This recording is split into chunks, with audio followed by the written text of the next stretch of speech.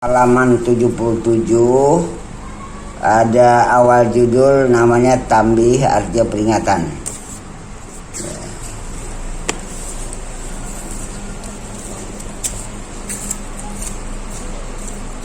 Baris ke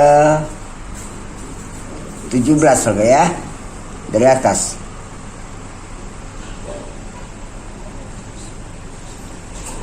Baris ke 19 dari atas, halaman 77. Kita mulai. Astaghfirullahaladzim, astaghfirullahaladzim, astaghfirullahaladzim, alladzi la ilaha illa huwal hayyul qayyum wa atubu ilaih. Asyhadu an la ilaha illallah wa asyhadu anna Muhammadar Rasulullah. Tawakkaltu 'ala Allah, la haula wa la quwwata illa billahil aliyyil azim. Ila hadratin Nabi Mustafa Muhammad sallallahu alaihi wasallam wa ala alihi washabihi wa likafatil anbiya'i wa li abaina ummatina wa syakhina wa li jami'ir muslimat wal mu'minat. Saya mentajidin bin ataraskan teman sebelum terangan dan sini masih dan al-Fatihah. A'udzubillahi minasyaitonir rajim. Bismillahirrahmanirrahim. Alhamdulillahirabbil alamin, arrahmanir rahim, maliki yaumiddin. Iyyaka na'budu wa iyyaka nasta'in. Ihdinas siratal mustaqim. Siratal ladzina an'amta 'alaihim ghairil maghdubi 'alaihim waladdallin. Amin. Allahumma berikanlah hikmatan insyaallah. Bismillahirrahmanirrahim. Tambihun, peringatan. Hanya saja diwajibkan oleh Allah Ta'ala segala sholat yang 5 waktu itu dalam sehari semalam semata-mata karena rahmat Allah untuk hambanya. Semata-mata karena rahmat Allah pada hambanya, supaya diketahuinya dengan perintah Allah ini apakah hamba itu bisa lupa kepada Tuhan atau ingat kepada Tuhan, atau hamba itu lalai terhadap perintah Tuhan atau terus ingat kepada perintah Tuhan. Jadi dibuatlah sholat. Nah, inilah ujiannya, apakah hamba itu lengah, lupa, lalai, atau hamba itu terus senantiasa ingin bertemu dengan Tuhan. Karena godaan hamba itu adalah keinginan terhadap nafsu, terhadap kepentingan dunia. Nah, inilah yang melalaikannya. Sementara rohaninya itu ingin senantiasa terus berhadap pada Allah. Berarti di sini ada 2 perlawanan. Mana nanti yang lebih kuat? Maka karena itu untuk pengujian terhadap hamba ini dan supaya hamba itu jangan lalai, jangan ghaflah, maka Allah wajibkanlah secara syariat supaya hamba itu mengingat Allah dengan waktu-waktu yang tertentu, supaya balik lagi hati atau ruhnya atau jiwanya itu berhadap kepada Allah lewat dengan peraturan syariat sholat. Itu tujuan hikmahnya.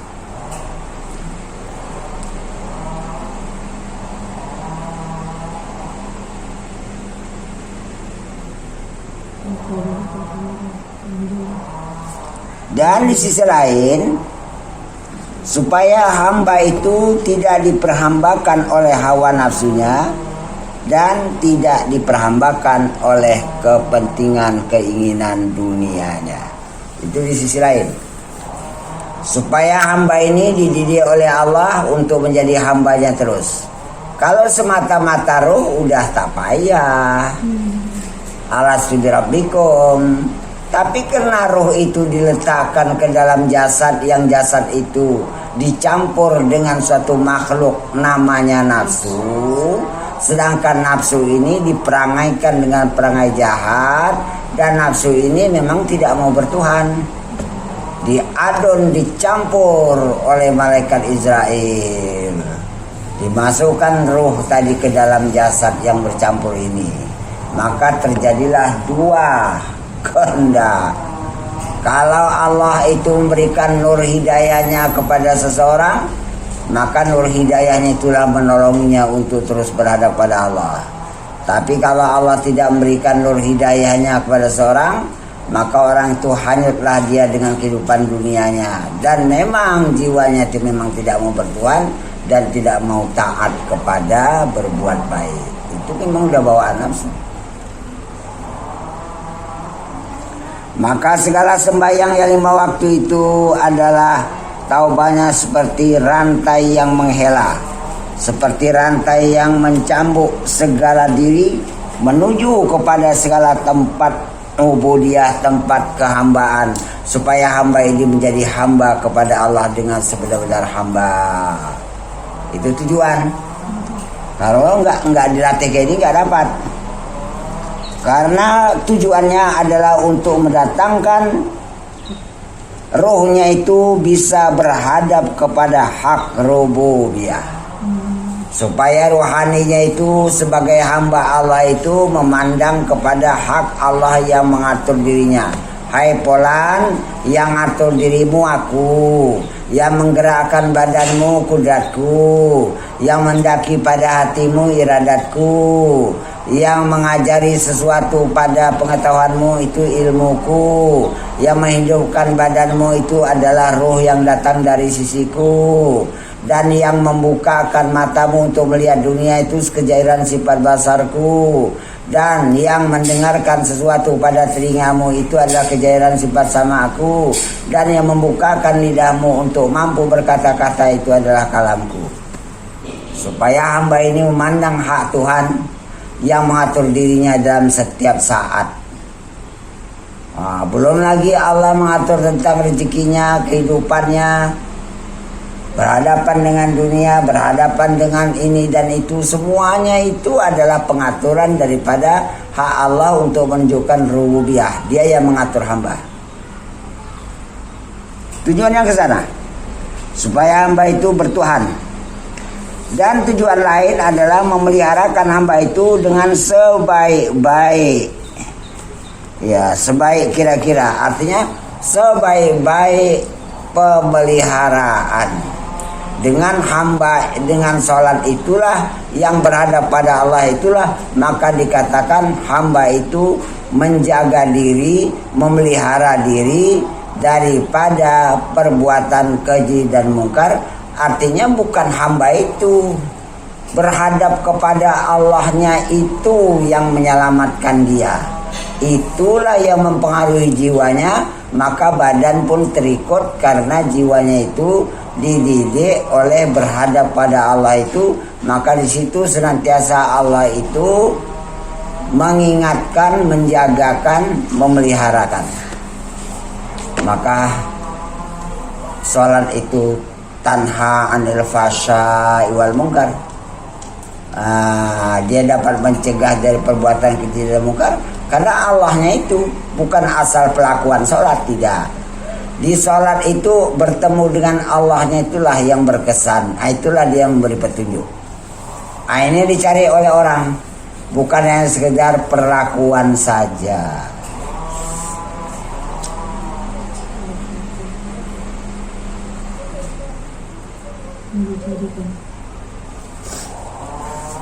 Apalagi Allah ada bilang pula dalam diskusi, ya akal mursalin, wahai Muhammad, saudara pada Rasul.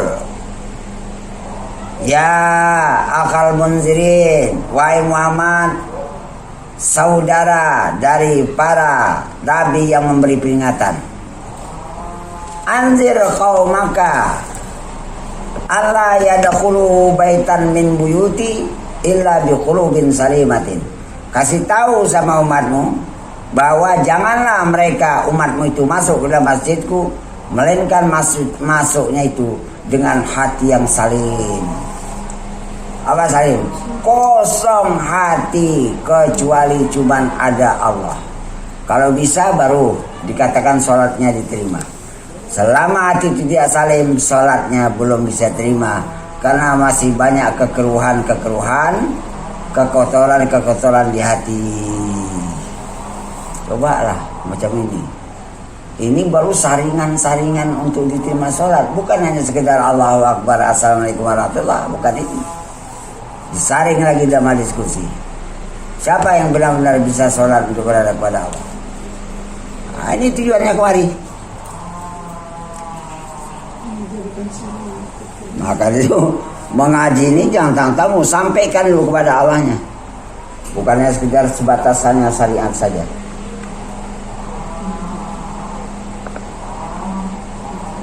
Dan dijadikan sembahyang itu pada malam dan siang supaya melengkapi segala zaman berkatnya. Berkat waktu siang ada dibawa oleh sholat waktu siang, dan berkat waktu malam dibawa oleh sholat yang ada pada waktu malam. Apa mata berkat? Nah, itulah rahmatun. Nah, rahmat itu keberkatan, kebaikan yang sangat banyak. Itulah Al-Kautsar. Inna a'taina kal kautsar. Sesungguhnya kami telah memberi kepadamu Al-Kautsar. Apa Kautsar? Kebaikan yang sangat banyak. Di mana dapatnya? Di sholat induknya. Dan disuruh sembahyang itu dengan bersuci dengan air dan turab, yakni tanah ataupun debu. Maka bahwasanya kejadian manusia itu tiada dia melainkan daripada turab dan air. Kejadian manusia itu tanah dan air. Dan tanah itu bercampur dia dengan turab. Ya, air ya. Tanah itu bercampur dengan air dan turab. Tanah itu ada air dan ada turab. Maka dijadikanlah bersuci bagi sembahyang itu dengan barang yang ada di dalamnya. Dijadikan, maka sucilah kamu daripada air itu dan turab itu. Maka dihukumkan suci. Dan apabila telah berdiri engkau pada segala wirid atas wajah, atas jalan yang dituntut, yang diminta, maka jangan engkau tuntut, maka jangan engkau cari, maka jangan engkau minta ganti atasnya. Kalau sudah Allah menyuruh kamu dalam beribadat, jangan minta balas. Sampai minta balas jahat adab, minta pahala jahat adab, minta derajat tinggi jahat adab, minta derajat tinggi di akhirat jahat adab, minta balas masuk surga jahat adab. Laksanakan aja bagus. Aku adalah sebagai hamba Allah yang patuh terhadap peraturan perintahnya. Untuk kesana, untuk sampai kepada Allah, harus melalui, kalau menengah namanya ahlil khidmah namanya. Ini di atas daripada ahli ibadah, di atas daripada abid. Orang abid dia minta pahala. Kau ngapain salat? Ya supaya masuk surga lah. Supaya dengan pahala ini ku amalkan ini dapat pahala sekian. Ya macam ini nggak laku. Orang yang sudah sadar, sudah suci hatinya, aku melakukan sholat itu bukan karena ini. Aku semata-mata berkhidmat untuk Tuhanku. Mau di mana ditaruhnya, apa dikasihnya, itu terserah Tuhan. Itu namanya ahlil khidmah. Ini orangnya sudah mentuluskan hatinya di dalam melaksanakan segala perintah. Namanya ahlil khidmah namanya. Orang berkhidmat semata-mata memenuhi perintah Tuhan. Di atas dari ini baru sampai namanya wasil. Wasil, orang udah sampai kepada Allah namanya wasil. Wasil itu orang udah sampai batinnya kepada Allah, perjalanannya sudah sampai kepada tumpu.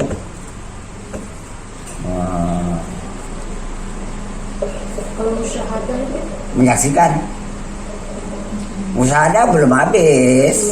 Belum. Ya teruskan dulu ya.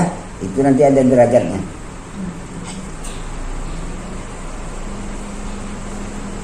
Mata tuliban iwadan ala amalin. Mata tulibta iwadan ala amalin tulibta biwujudi sedikit bihi. Waduh. Manakala engkau tuntut, manakala engkau meminta ganti, minta bayar, minta pahala atas amal, maka dituntut engkau, maka diminta engkau dengan diperoleh benar dalam amal. Kau udah benar apa enggak dalam mengamalkan salatnya? Balas tak payah sama aku, kata Allah. Aku kasih. Coba periksa dulu. Allahu Akbar, kemana hatimu? Sedang membesarkan Allah atau hanya semata-mata lidah saja? Kalau hanya lidahmu hanya Allahu Akbar, tapi batinmu tidak memandang kebesaran Allah yang dijahirkan wujudnya pada sekian alam, itu amalmu belum sidik, belum benar. Tidak sidik pada kalam, tidak sidik pada makam. Perkataanmu tidak benar, dusta, munafik, dan hatimu belum dapat menduduki apa yang kau ucapkan. Kena. Ini belum apa-apa dan minta pahala. Laksanakan aja dengan tulus. Hati minta Allah gantinya. Mana dia? Kau udah benar apa enggak? Karena menuntut ganti, menuntut bayar itu berarti menafikan dalam syirik. Nah kan? Berarti kau belum benar. Belum. Dan menafikan ikhlas di dalam amal. Kau belum sampai kepada makam ikhlas dalam beramal.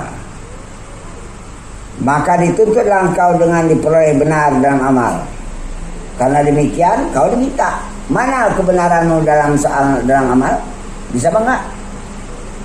Karena menuntut ganti, menuntut balas, minta bayar itu berarti menafikan dan sidik dan menafikan ikhlas di dalam amal. Dan mengurangkan pula maka mahabbah. Ini hamba melakukan amal minta balas, aku nggak berapa suka. Allah kurang suka. Lama-lama Allah tak suka sama sekali. Jadi orang yang pahala tuh memang pada bentuknya memang betul dia pakainya hebat-hebat, tapi Allah tuh benci. Tak suka. Ini hamba ini tak beradab sama aku. Hah? Kalau rajinnya Masya Allah, tinggal anak bini setengah bulan.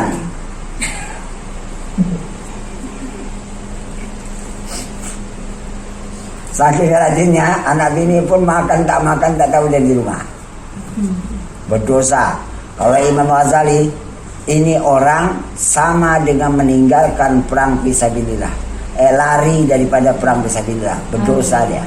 Sebab mengasih makan anak bini itu adalah perang fisabilillah, bukan pakai senjata.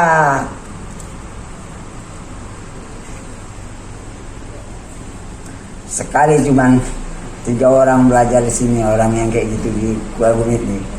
Sekali dengar pakaian kayak ngaji kayak gini, nggak mau lagi datang dia. Nggak cocok kajian sama kita.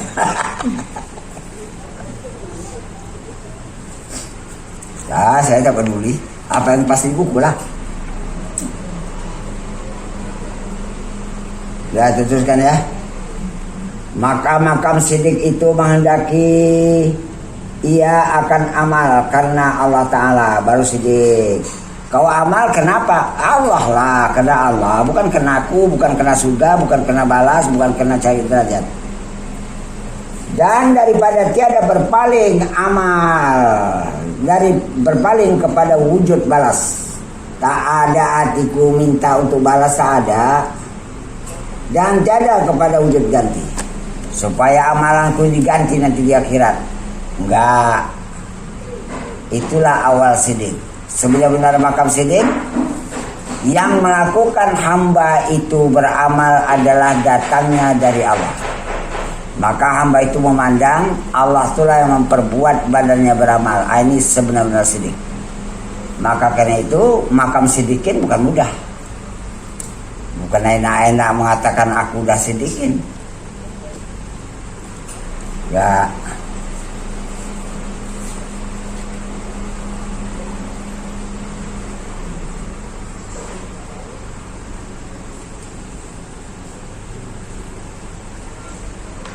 Dan apabila ada engkau itu masih pada dirimu, rasa akunya itu masih ada pada dirimu, berarti tiada sampai engkau kepada makam yakin. kau belum sampai kepada makam yakin. Namanya yakin kepada Allah tuh belum. Kalau sudah yakin tuh berlepas habis. Kenapa kau serahkan rumahmu? Aku yakin orang itu jujur, menjaga dan amanah. Coba kita serahkan diri kita. Kita nggak usah lagi di diri. Baru yakin. Kenapa? Yang menjaga diriku adalah Allah. Yang mengurus diriku adalah Allah. Yang membuat badanku beramal adalah Allah. Baru yakin. Kalau masih aku di diri, belum sampai pada makam yakin. Kau masih di situ. Seakan-akan kau nggak yakin sama aku ya. Masih kau juga menjaga, masih kau juga beramal. Itulah. Karena ketiadaanmu musyahadah, karena hatimu belum lagi menyaksikan Allah di batinmu. Sedangkan musyahadah menyaksikan Allah itu adalah makam tauhid. Orang yang sudah memandang keesaan Allah, maka tiada dia.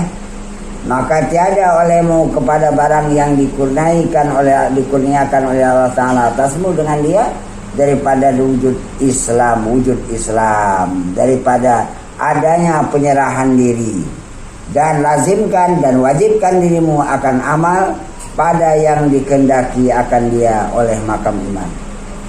Kalau betul-betul kita orang Islam, laksanakan dengan Islam itu dengan sebenar-benar pelaksanaan tanpa minta balas. Oh, di Islam ada sholat, laksanakan sholat itu tanpa minta balas.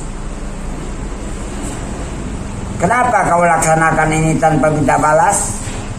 Dasarnya dari mana? Dasarnya karena imanku. Maka iman dan Islam itu gabung. Setelah gabung antara dua iman dan Islam, baru dibukakan oleh Allah hijab, yaitu dapat ihsan. Memandang Allah tatkala kita beramal, memandang Allah tatkala kita di luar beramal. Terus nanti dia bertuhan.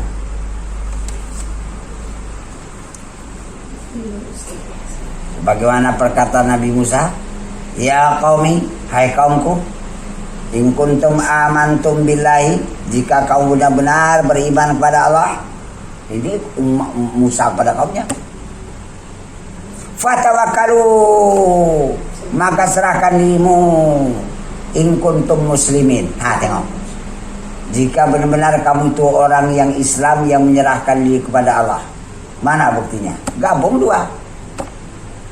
Amantum pertama, muslimin yang kedua.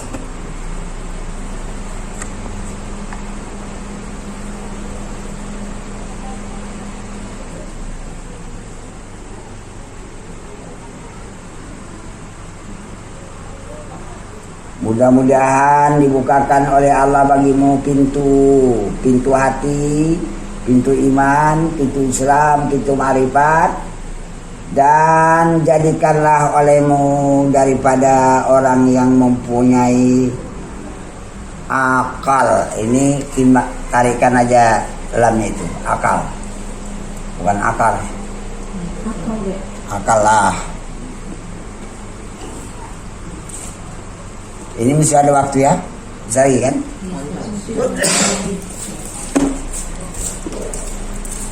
Wayakfil muribu, ya. Wajadana salamah, dan telah memadailah akan orang yang tiada benar di dalam amalnya itu, masih ada keraguan, belum pas kali tawakalnya kepada Allah. Memadailah diperolehnya selamat. Selamat aja kamu udah syukur. Kalau memandang amalmu nggak diterima, tapi karena Allah kepingin tidak menyelamatkanmu, itu aja dah syukur. Kalau mana amalmu gak diterima, kau ragu pada Tuhan, belum yakin.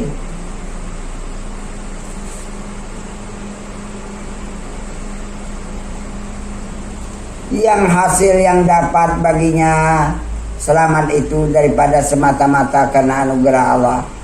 dan semata-mata karena ihsan perbuatan baik Allah kepada hamba, dan yaitu mana dilepaskannya daripada zulumatul kufri kepada nurul Islam, dilepaskannya kau daripada kegelapan kufur, diberinya cahaya untuk dapat menerima Islam, dan diberi pertolongan di dalam melakukan Islam walaupun nggak betul. Itu aja udah selamat, udah syukur.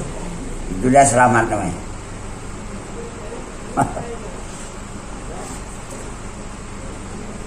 Dan berikan kepada Allah kepada kamu itu nurul iman. Kemudian diberikan oleh Allah kepada kamu itu taufik, diberikan pertolongan terhadap berbuat amal baik. Semua mendapat taufik bagi amal. Artinya kita kepingin beramal, ditolongi oleh Allah supaya terlaksana amal, namanya taufik bagi amal. Yang dikehendaki akan dia oleh segala hak syariat. Aku laksanakan syariat ini karena mendapat taufik. Ya, kepingin aku melakukan, dimudahkan Allah jalannya, itu taufik. Maka karena itu jangan memandang aku yang taat. Ada taat awak, taat Tuhan, anugerah Tuhan.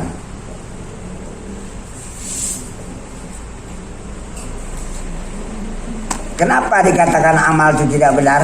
Dari mana pandangannya? Dan adapun keadaannya amal itu dikatakan tidak benar, sebab dua perkara. Waduh. Pertama, karena bahwasanya tiada sampai dia kepada makam yang kehendaki akan dia. Kau beramal tapi yang dikehendaki di dalam amal itu kau gak sampai. Mana dia? Yang dikehendaki dalam amal itu sampai batinmu kepada keyakinan kepada Allah. Senantiasa yakin, artinya Allah itulah yang memperlakukan kau beramal, dan kau nampak di batinmu bahwa yang menolongi kau beramal itu adalah Allah. Yang kedua, penyakitnya apa? Karena dia memandang bahwasanya dia dengan dirinya. Nah, itu dia. Selama kau masih memandang dengan dirimu, tidak akan dapat amalmu dengan yakin. Belum. Kau belum sampai ke sana. Maka karena itu lepaskan dirimu betul-betul. Karena bahwasanya tiada benar itu, tiada jadi dia melainkan daripada wahmun dan khayal. Ada keraguan di hati, dan ada hayalan-hayalan yang bukan Allah masuk ke dalam hati. Itu yang menyebabkan kau tak sampai yakin kepada Allah. Inilah kebanyakan manusia hidup dalam dunia ini penuh dengan keraguan. Tak yakin dia kepada Tuhan. Maka dia memandang kepada bendawi semua. Sekarang ini kebanyakan orang memandang kepada bendawi. Kalau banyak bendawi dikelilingi badannya baru dia yakin. Gak ada bendawi, ragu dia.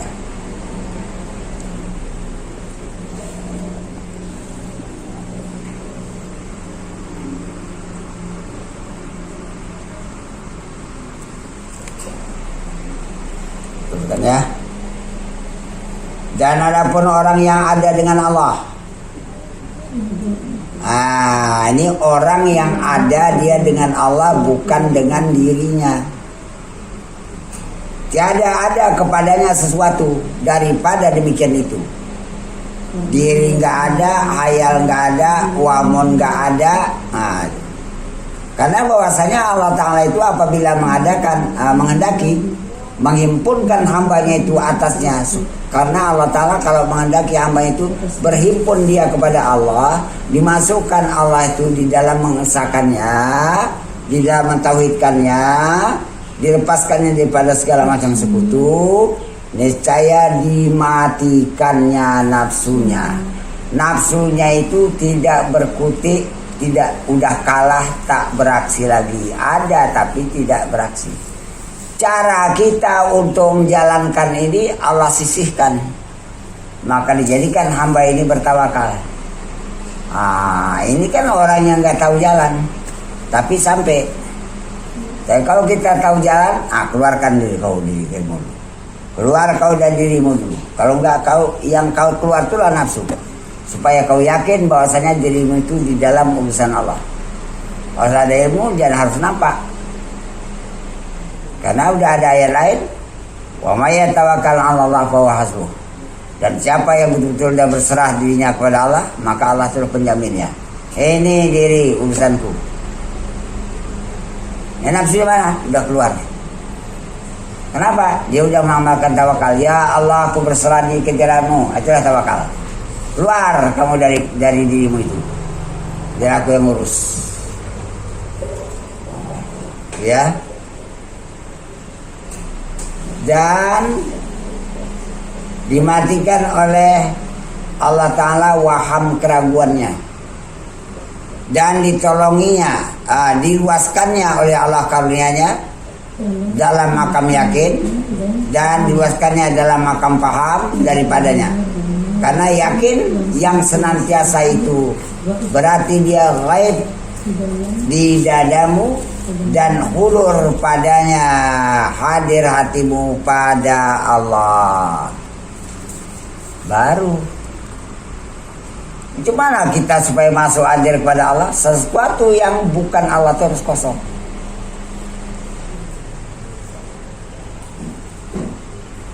Allah yadkhulu baitan min buyuti illa bi qulubin salimatin. Bahwa jangan masuk umatmu hai Muhammad ke dalam rumahku ini melainkan hatinya udah kosong daripada segala sesuatu. Melainkan hatinya yang masuk ke dalam masjid ini adalah cuman aku. Itulah hati yang salim. Ngambil pedoman lagi.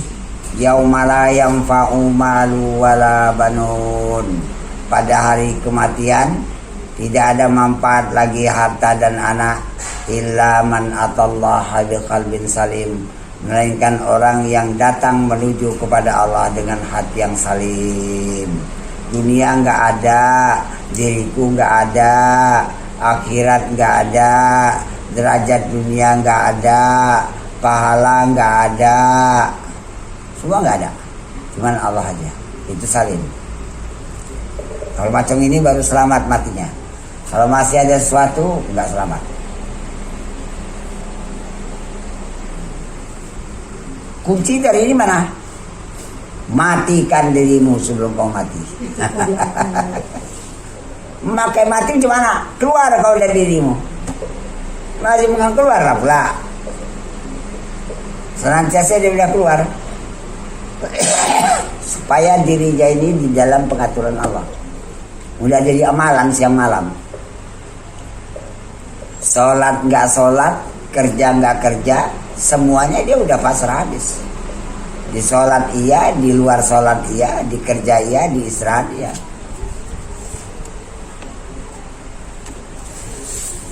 Mana bukti dia sudah pemakaian mati? Mata melihat dia nggak terpengaruh. Kita tengok masih terpengaruh, berarti hidup. Tengok sendiri. Mataku nengok tikar, ya hatimu nengok tikar. Nengok, kau belum mati. Mana kau dijebak mati? Padahal situ disuruh matikan diri kamu sebelum kau mati. Orang mati nggak melihat, praktek nggak melihat gimana? Bisakah kita mata melihat ini kita nggak ikut lagi? Itu mati. Bisakah hati tahu ini kita nggak ikut tahu? Coba ilmu Allah itu meliputi pada kita. Udah bisa? Mati. Bisakah ada roh di dalam tapi aku merasa mati, cuman badanku badan tanah. Allah menghidupkan ini urusan dia menghidupkan makhluk. Bisa? Maka mati. Sampai nanti membaca berzikir dalam sholat, enggak dia lagi mengucapkan Bismillahirrahmanirrahim, enggak lagi dia. Kalau Allah ya, sampai kepada Allah namanya wasil. Yang tadi kayak akhirat itu kan selain pada Allah kan kayak. Berarti kalau kayak gitu kita menganggap surga dan neraka nggak ada kan kayak? Enggak terpandang. Nggak terpandang lagi gitu. Enggak ada. Allah aja mau di mana ditaruh kan tersalah. Ada tapi tak pandang gitu. Ada, yakin ada, cuma tidak ada pandang. Sampai-sampai apa itu si Arabi atau Arabia, ya Allah seandainya kau matikan aku, kau masukkan aku ke surga nggak masalah, tapi aku di neraka, aku masukkan aku ke neraka nggak masalah, tapi aku di neraka itu denganmu, aku bukan soal nerakanya, denganmunya itu yang ku jaga, jangan lepas.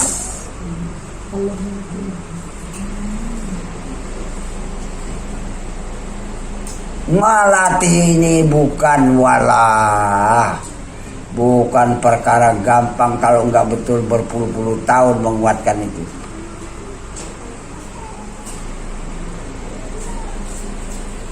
Kita lanjutkan ya. Ada waktu sebentar lagi kita praktek. Kan ini show asal nih kan? Lama lagi nih. Kita bahas aja dulu.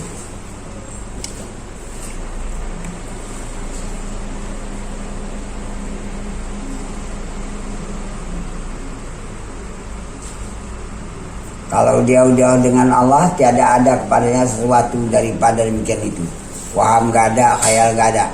Karena bahwasanya Allah Ta'ala itu apabila menghendaki untuk menghimpunkan hambanya atasnya atas Allah, niscaya dimatikan nafsunya dan dimatikan wahamnya dan diluaskannya karunianya dan diberikan oleh Allah makam yakin dan diberikan oleh Allah makam paham daripadanya.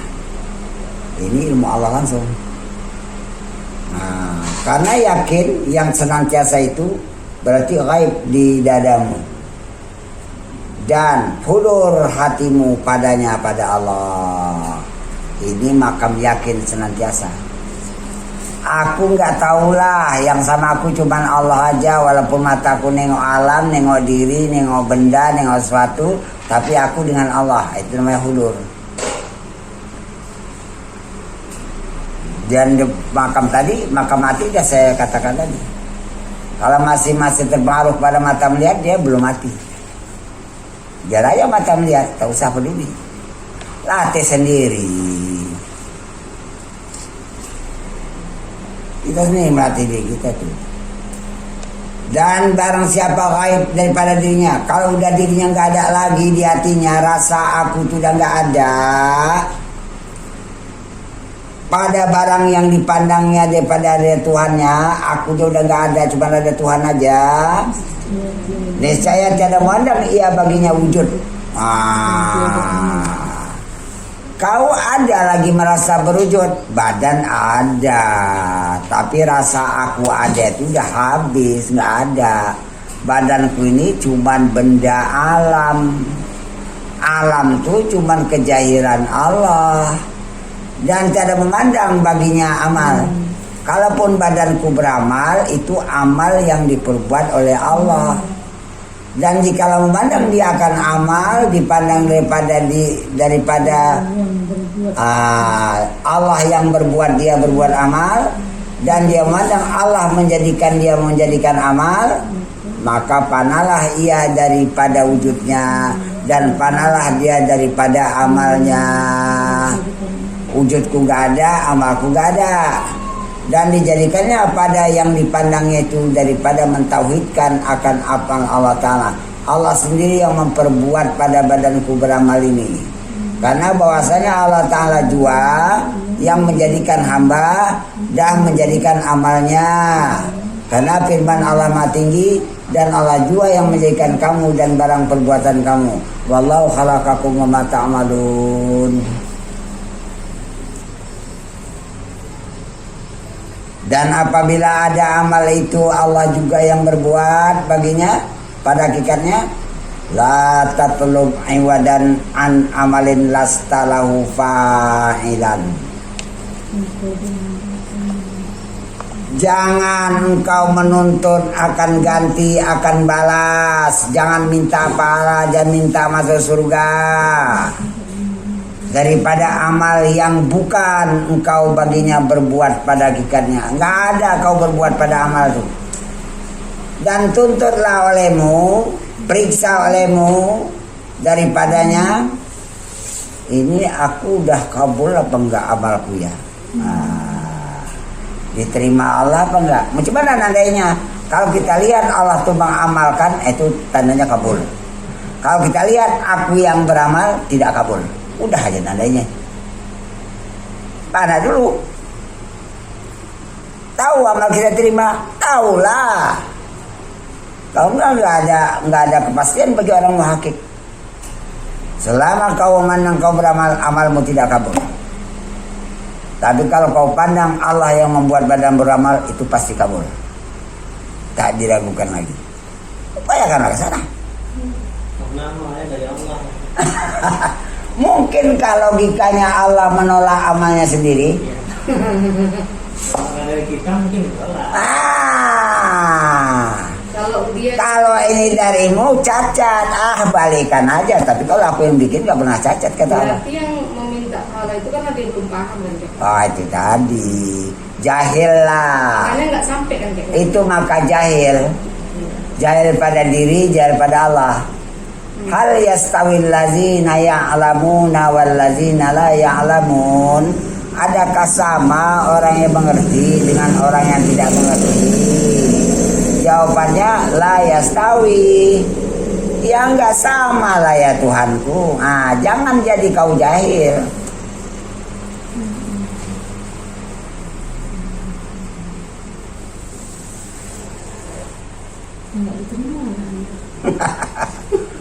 Kalau nggak pernah ngaji, aduh.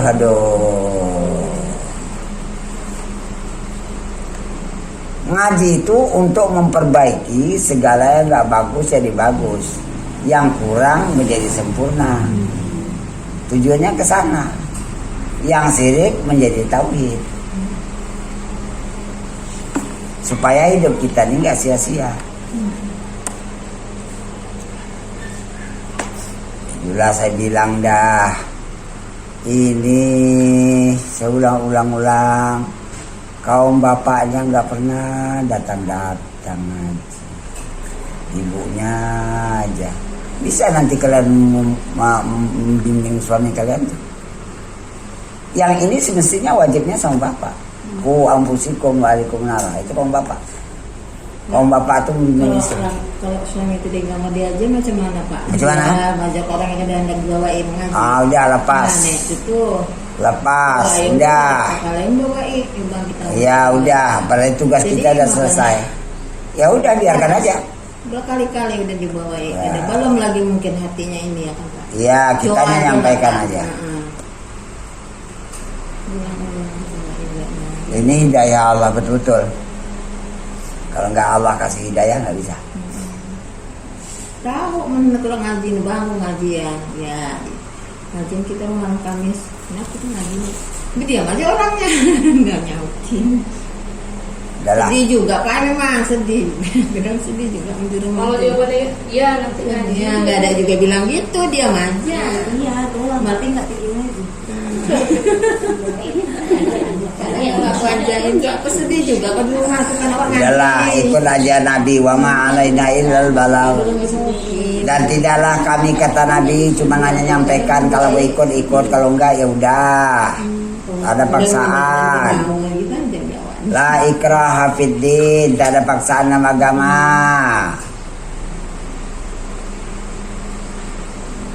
Dah, mana tadi?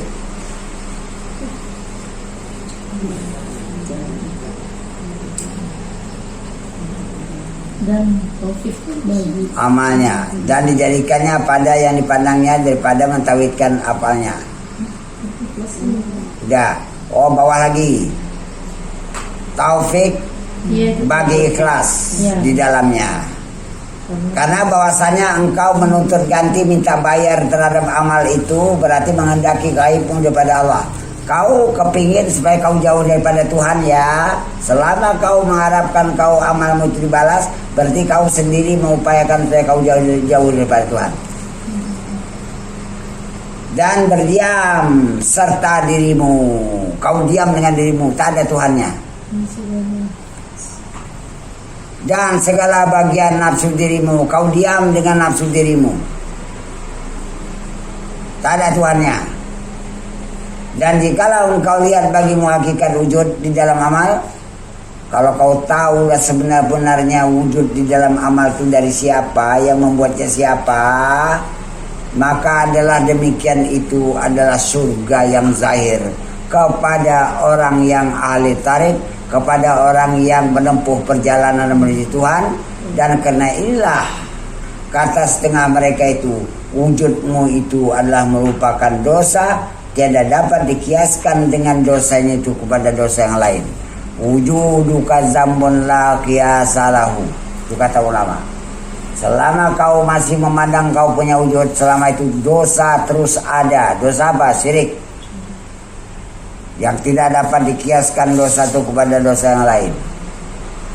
Bayangkan, itulah batasan akhir yang dicari orang, supaya jangan aku lagi punya wujud. Kau gak tetap berdosa. Dosa apa? Dosa syirik. Dua wujud. Wujudmu satu, wujud Allah satu.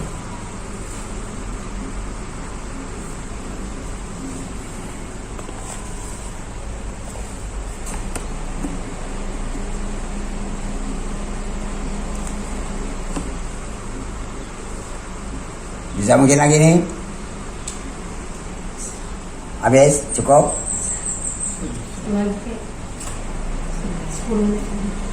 10 menit lagi ya.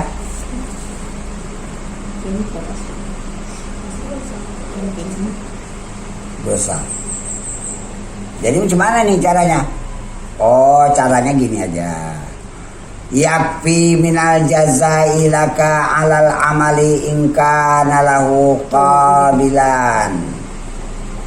Lagi akan memadailah, lagi akan mencukupilah daripada balas Allah bagimu atas amal itu. Jikalau ada baginya Allah itu menerima amal, cukup, itu aja pun jadi. Tak usah banyak balas-balas yang lain. Amal kita diterima aja dah syukur. Enggak ditolak amal tuh. Caranya gimana? Hilangkan rasa aku beramal, jangan minta yang lain. Itu upaya paling bawah dulu. Hilangkan daripada rasa daya upaya aku beramal, supaya Allah menerima amal kita. Aku gak ada daya upaya ya Allah. Aku kan mengamalkan hayya ala sholat, mari sholat. Hayya ala falah, mari kita cari kemenangan. Aku bilang diriku la haula wala quwata. Diriku ini tidak ada daya, tidak ada kekuatan. Kalaupun nanti aku dapat sholat dan beramal mencari kebaikan, mencari kemenangan, illa billahil aliyil azim. Melainkan itu denganmu ya Allah, yang mempunyai ketinggian dan kebesaran. Sekurang-kurangnya kayak gini pun jadilah, supaya amal kerjaan sia-sia. Umur awal ada sekian puluh tahun. Nah, saya rasa lebih banyak menjalani hidup daripada sisa untuk mati. Saya rasa macam model awal ini lah ada. Lebih banyak lebih banyaknya dihidupi, yang dijalani. Tinggal matinya tinggal sedikit lagi, supaya jangan sia-sia. Kesempatan untuk memperbaiki masih ada. Upayakan terus. Adi tahu Jina meninggal nih. Dia mati abah. Kapanlah kawan nih pernah belajar? Tak mau belajar. Tapi dah lah, lu nggak mau matinya gimana? Mati dah. Ya itu ya. Sekurang-kurang itu pun jadilah. Dan inilah kesesudahan anugerah dan nikmat daripadanya atasmu. Karena bahwasanya pertamanya dijadikan amal bagi dirimu. Itu Allah buat. Yang kedua, diberikan kemampuan, kuasa, kesanggupan bagimu untuk mengerjakan amal. Itu yang kedua. Yang ketiga, sudah kau dijadikan oleh Allah punya kemampuan beramal, diterima Allah pula daripadamu amalmu tadi. Kenapa Allah datangkan macam ini pada dirimu? Itu adalah semata-mata anugerah karunia-Nya dan nikmatnya. Tapi jangan kau ingat ya, ini bukan kau orang yang mutahakik. Kau orang yang bukan muhakik, bukan orang berhak untuk terima ini ya. Kau nggak ada hak apa-apa. Cuman ini semata-mata karunia Tuhan. Jangan kau anggap kau beramal ini aku punya hak minta balas. Jangan. Jangan. Tak ada kamu itu berhak atas amalmu itu. Itu semata-mata karunia Tuhan. Dan kata Khalil Taj radhiyallahu an, mempusakai segala amal akan sesuatu barang yang layak daripada perbuatanmu, maka tuntut, maka cari olehmu akan mempusakai fadal karunia-Nya dan karamnya kemurahan Tuhan, maka itulah terlebih baik bagimu. Jangan kau anggap dirimu beramal. Aku beramal ini semata-mata aku mandang karunia Tuhan dan kemurahan Tuhan. Jangan ada aku mandang aku yang beramal. Cari. Itu lebih bagus. Kalau kau nanti kau mandang kau beramal, kau nanti bisa balas. Seakan-akan ada jasa.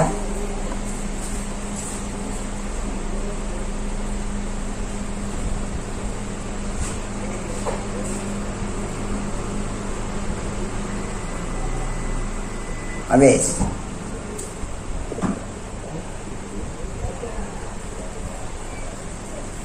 Dan kata setengah kata sebagian mereka itu, awal langkah yang dihantarkan oleh Allah Ta'ala kepada orang yang ingin sampai kepada Allah Ta'ala, itu namanya murid, dalam berjalan menuju Allah Ta'ala itu, pertama, memandang ini amal milik bagi Allah. Ini diriku milik Allah. Ini taat milik Allah. Dan bahwasanya Allah Subhanahu wa taala itu, Allah Ta'ala juga yang menjadikan tiap-tiap suatu. Dan dengan dia memandang semua itu datang daripada Allah, baru dikatakan orang ini sah di dalam memakai makam zuhud. Baru dikatakan sah hatinya, aku nggak suka sesuatu yang bukan Allah masuk ke hatiku. Baru bisa, itu makam zuhud namanya. Walaupun amal, walaupun akhirat, walaupun surga, kalau itu masuk ke hatiku, aku tidak makam zuhud. Zuhud ini awal. Dulu masih awal ya? Awal lah, masih dalam perjalanan pangkal-pangkal. Dia menafikan sesuatu yang bukan Allah. Mesti itu pertama, lapis apa namanya istilahnya, saringan dulu. Saring dulu batinmu. Sama musyahadah ya sama ya? Syahadah nanti. Belum. Zuhud dulu. Jangan ada sesuatu waktu beramal. Kau mau beramal nih, apa sesuatu yang ada di hatimu? Surga. Jangan ada. Jangan kau suka itu. Itu masih dulu tuh. Itu permulaan. Bayangkan menuju Allah nih, sucinya nggak tahu tanggung.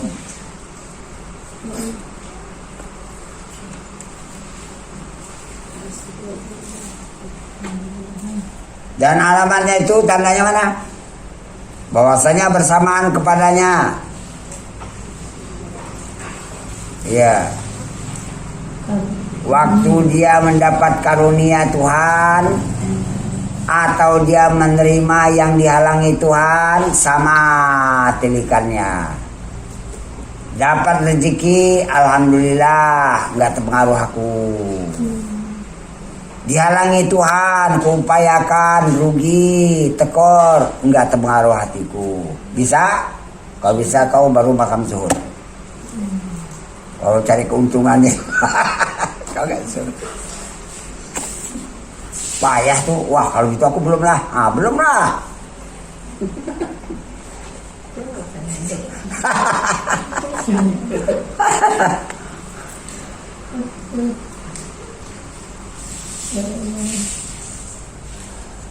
Saya ini dapat pertolongan Allah waktu itu.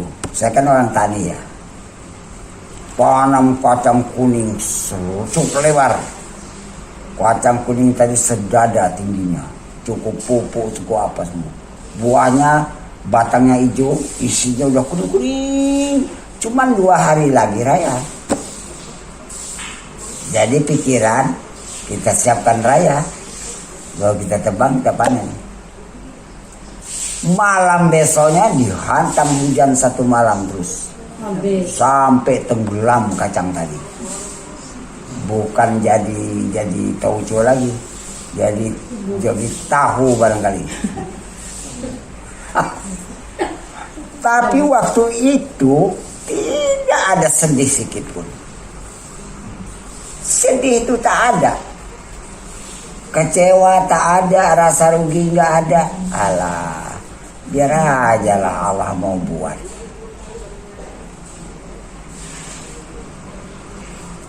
Itulah Allah mendidik kita itu.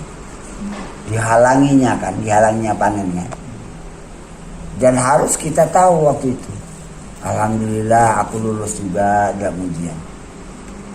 Tak ada hatiku rugi, perasaan rugi itu gak ada. Udah, gak di sini nanti di lain lah pasal itu. Tapi nikmat yang tertinggi itu lulus ujian ya? Lulus. Bukan dapat kacang. Kalau udah kau nggak naik nanti. Jadi kayak waktu misalnya di situ gagal, tapi setelah berjalan proses depan tahu dia itu mamaku salah, itu kayak mana tuh kayak? Ah itu belum. Oh, belum. Karena yang dikira gitu. menurut Ibnu Ghazali fi sodamatil ula. Tatkala terpaan pertama itu. Nah, coba nanti kita menerima terpaan pertama itu. Berarti bakal ada ujian kedua gitu ya? Wah, terus sampai mau mati nanti ada ujian. Oh, gitu. Tapi kan ada pengalaman kayak. Itu tadi artinya gini. Karena udah baca-baca ini. Udah ngaji, udah baca-baca ini, aku harus diam apa yang dibikin oleh Allah. Aku diam aja. Terus aku komentari pekerjaan Tuhan. Jadi kalau kita mau usaha di awal tuh harus tahu dulu ilmunya. Tahu gagal lulus ujian. Iya. Nanti apalah payahnya Allah menggantikan jalan rezeki lain? Payah sama Allah? Enggak. Atau pula kayak di keberhasilan itu ujiannya kan kayak? Itu ujian nikmat. Ujian nikmat itu kan lebih susah juga kan kayak? Balai payah. Tapi itu loh istidraj itu kan dari nikmat kayak? Iya, tapi kalau iyalah berbagai istilah nikmat juga. Tapi balai ini paling berat kali hati. Oh berarti lebih tinggi. Boleh berat lah. Aduh, nggak lulus.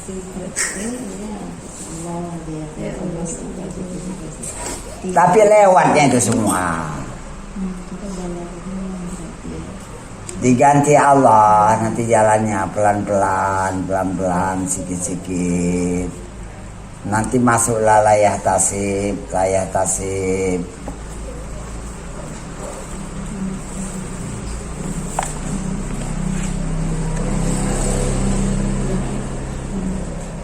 Kita teruskan sekarang ini. Di mana tadi? Udah kayak? Apa satu? Udah 10 menit kayak? Dah. Walau alam bisawab, insyaallah nanti akan ngomong. Ini praktek langsung ya.